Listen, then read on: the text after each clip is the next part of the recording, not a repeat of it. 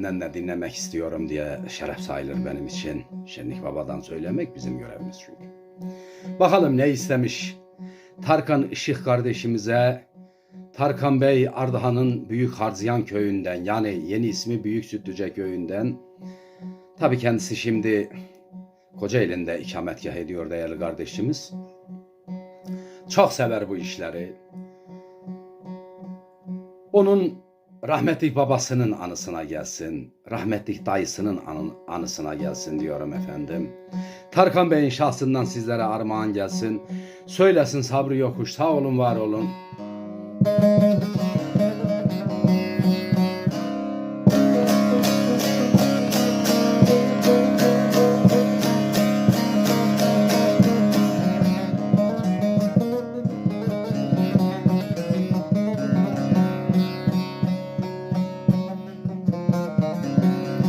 Hava geleneğimizde zarıncı havası efendim.